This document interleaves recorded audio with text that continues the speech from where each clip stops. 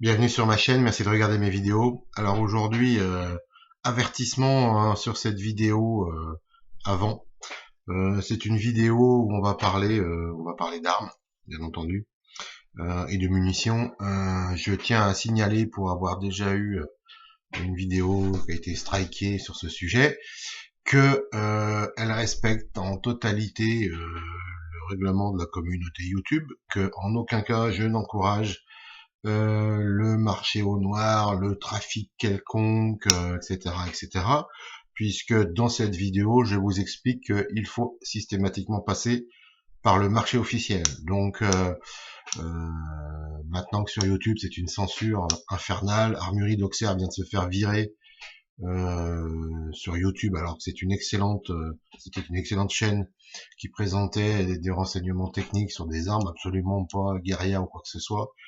Donc YouTube c'est devenu vraiment n'importe quoi. Mais bref, donc à tous les signaleurs en ligne, etc. C'est une vidéo qui n'encourage en aucune sorte le trafic d'armes et tout le reste. Voilà. Donc, messieurs, à bon attendeur, salut et bonne vidéo. Bonjour, bienvenue sur ma chaîne, merci de regarder mes vidéos.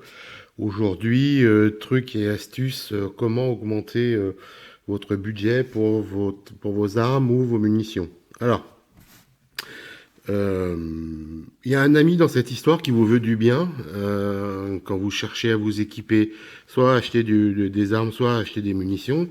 Eh bien, c'est tout simplement votre armurier. Aujourd'hui, ni Internet, ni Decathlon, ni qui que ce soit, tout ce qui se fait par correspondance ne pourra vous aider. Il faut aller chez un armurier traditionnel. Et pourquoi? Parce que sur le marché, entre autres des armes, il existe un marché de l'occasion. Il faut savoir qu'en principe, une arme qui est entretenue et qui est fonctionnelle garde une valeur équivalente à 50% de sa valeur neuve. 50% si elle est entretenue, si elle n'est pas trop abîmée. Après, bien entendu, c'est au cas par cas. Mais grosso modo, si vous achetez un fusil que vous avez acheté 800 euros, au bout de 5 ans, 10 ans, 15 ans, vous voulez le revendre, il vaudra la moitié de sa valeur. D'accord? Donc dans les 400 euros.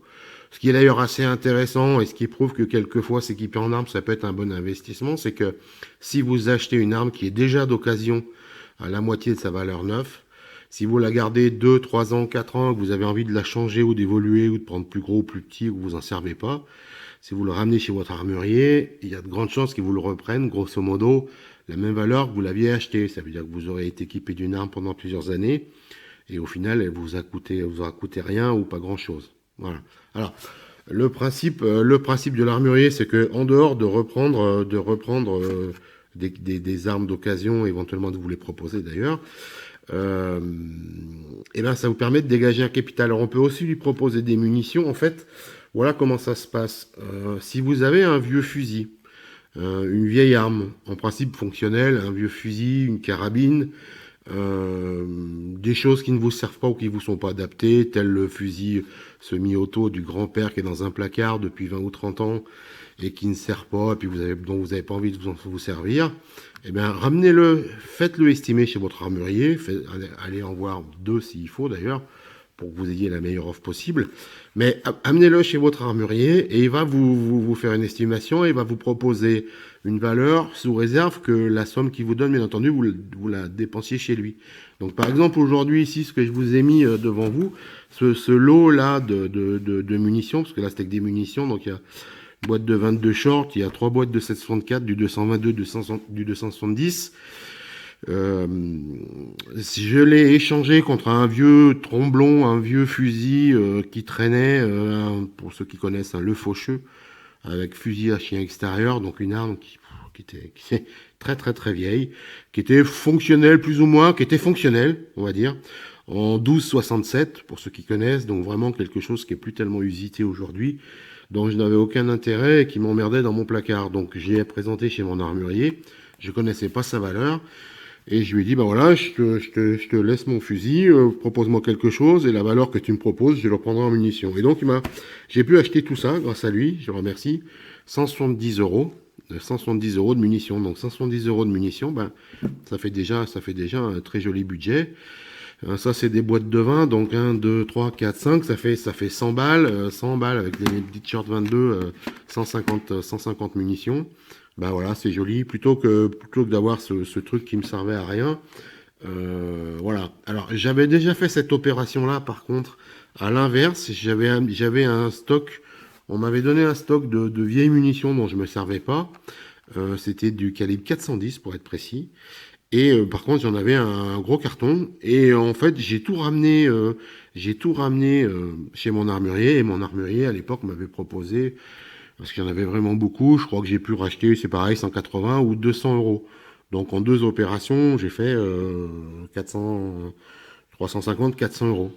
Donc bien sûr, sous réserve que les munitions, quelles qu'elles soient, hein, d'ailleurs, à partir du moment où elles sont vendables, il faut que ça soit dans des boîtes qui soient entières, que ça soit des cartouches de chasse ou des balles de carabine, peu importe. Mais sous réserve qu'effectivement ils puissent les revendre comme ça dans une boîte, même si elle est un petit peu marquée, mais qu'elle est intégrale, ben voilà, et complète, bien sûr. Voilà. Donc en fait, c'est assez intéressant parce que on est quand même dans un pays où, je me rappelle plus, mais je crois qu'on est de mémoire, je ne vais pas dire de conneries, mais je crois que c'est 10 millions d'armes dans les maisons pour 70 millions d'habitants.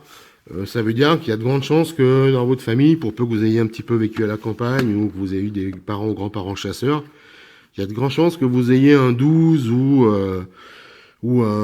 des munitions, enfin voilà, ce genre de choses dans les placards qui servent à rien. Bah voilà, faut pas hésiter, sachant que les budgets pour une carabine comme un kit un 22 là-bas, comme il y a là-bas avec un kit 22 avec silencieux lunettes, aujourd'hui il y en a à 250 euros. Donc vous voyez que pour s'équiper, finalement, on n'a pas besoin pour du matériel d'entrée de gamme, on n'a pas besoin d'avoir un budget de folie, et en récupérant quelques outils comme ça, ça peut le faire très bien. Après, vous avez la solution si c'est un vieux 12 de grand-père, mais qui fonctionne bien, calibré en 12-70 avec des munitions modernes d'aujourd'hui. Rien ne vous empêche de le garder, de le mettre sous le lit, et puis voilà quoi. Hein. Mais bon, c'est pas l'idée, c'est que vous puissiez sans taper dans votre compte bancaire, sans dépenser votre argent, en vendant quelque chose, vous pouvez l'échanger, puisque c'est du troc quelque part, finalement. Vous pouvez l'échanger contre une autre marchandise qui vous intéresse. Et les armuriers sont assez agréables en France, puisqu'ils sont sensibles à ça. Et en fait, encore une fois, et c'est bien normal, sous réserve que vous puissiez leur acheter un petit peu de matériel, l'échanger contre du matériel chez eux. Voilà, vous pouvez d'ailleurs poser un fusil, des munitions, et ça peut être aussi acheter des vêtements pour la chasse ou pour le tir, enfin, ou des équipements. Enfin, il n'y a pas de limite au troc, hein, bien entendu. Alors, on a parlé d'armes, de carabines ou de fusils, on a parlé de munitions, mais il y a autre chose aussi qui peut avoir de la valeur. Il y a les armes de collection, donc c'est des armes que vous pouvez avoir accrochées sur votre mur parce qu'elles sont belles, etc. Bon, souvent, moi j'ai regardé un petit peu des armes de collection, ça peut être des armes de guerre qui ont été neutralisées, ou des armes de collection mais qui ont un petit peu de la gueule, et des vieux fusils à silex ou des choses comme ça. Sur certains sites, on voit des prix qui tournent entre 150 et 200 euros pour des choses qui sont intéressantes. Vous avez aussi les armes blanches, les épées, les sabres, etc. J'ai regardé ce matin sur des choses qui valent vraiment le coup, les armes blanches, épées, sabres. J'ai vu des choses entre 2000 et 4000 euros quand même. Donc, les gars, allez voir dans vos greniers, allez voir chez vos grands-parents. Alors après, il faut les faire estimer, hein, bien entendu, mais il y a aussi ce genre de choses. Et j'étais très surpris, mais 2000 à 4000 euros, c'est assez énorme en fait, pour les épées. Qu'est-ce qu'on peut éventuellement échanger aussi alors peut-être pas échanger avec la mairie encore que, mais il y a aussi du matériel issu des armes et de la chasse et qui peut aussi être vendu. Il y a tout ce qui est trophée. Alors les trophées empaillés, les trophées, les bois de cerf, de chevreuil. Bon, j'ai regardé rapidement, mais les trophées de sanglier, empaillés, sanglier, chevreuil, cerf, un cerf, si c'est bien fait, c'est plus de 1000 euros. Un sanglier, alors aujourd'hui c'est plus trop la mode d'afficher les têtes de sanglier dans les maisons, à part peut-être à la campagne ou chez vos grands-parents encore une fois, mais une belle tête de sanglier bien empaillée, c'est 500-600 euros. Tête de chevreuil, 200-300 euros. Ensuite, on a plus souvent des bois de serre ou des bois de chevreuil. Ben, un bois de serre, un joli bois de serre, hein, c'est 200 à 300 euros. Encore une fois, c'est l'équivalent d'un kit 22. Un bois de chevreuil, 20 à 30 euros, si vous en avez plusieurs. Donc, voilà un petit peu l'astuce, c'est que ben, on a en fait chez soi ou dans la famille, vous avez des choses qui pourraient éventuellement avoir de la valeur, soit à conserver, parce qu'encore une fois, les armes, à partir du moment où elles sont fonctionnelles, ben, elles ont de la valeur, soit à garder, soit à échanger. Donc ben voilà les amis, travaillez un petit peu votre famille, regardez dans vos greniers, tonton, tata, papy, mamie. Il y a peut-être des choses qui seraient susceptibles de vous intéresser, qui sont plus forcément très intéressantes pour eux, donc ils ont envie de se débarrasser. Et voilà, donc on ne jette pas, sauf des munitions en vrac, mais on ne jette jamais des boîtes de munitions, des boîtes de cartouches. Et je dirais même que sur des calibres rares, sur des boîtes de balles, les valeurs peuvent être encore plus importantes parce qu'il y a des calibres aujourd'hui qui sont difficiles à trouver ou qui sont très chers parce qu'ils sont peu usités. Et justement, vous avez une boîte de balles aujourd'hui, ça peut coûter 60 euros. Voilà. Donc de quelque chose de rare, voire plus, hein, bien entendu, puisque il y a des munitions modernes chez RWS par exemple en calibre de carabine qui sont à plus de 80 euros. Une seule boîte, hein, une boîte de 20. Voilà. Donc ben voilà les amis, cherchez, faites le tour dans vos greniers, questionnez vos parents, grands-parents. Et s'ils ont des choses qui ne se servent pas, ben voilà, vous avez peut-être la possibilité de récupérer des sous et de monter un budget pour pouvoir vous équiper. Voilà. Écoutez, sur ce petit conseil sympa, n'hésitez pas à me laisser un petit commentaire, à liker si vous avez apprécié la vidéo. Et puis bien entendu, eh bien restez aware.